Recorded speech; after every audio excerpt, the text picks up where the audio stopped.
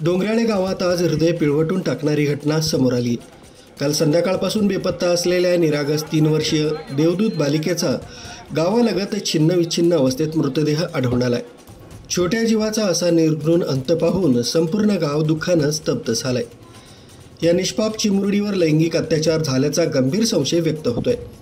या कल्पनेनंच अंग शहारून जात आहे। कुटुंबियांचा आक्रोश हृदयाला भिडणारा होता। आपलं लेकरू शोधण्यासाठी आशा मनात घेऊन रात्रभर धावपळ केलेल्या कुटुंबाच्या हातात शेवटी फक्त वेदना उरल्या। घटना कळताच मालेगाव तालुका पोलिसांसह वरिष्ठ अधिकाऱ्यांनी घटनास्थळी धाव घेतली।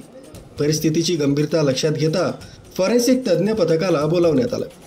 बालिकेच्या मारेकऱ्याला तातडीनं अटक होईपर्यंत मृतदेह ताब्यात न घेण्याचा कुटुंबीय तसंच ग्रामस्थांचा निर्णय पाहता गावात तणावाचं वातावरण पसरलं।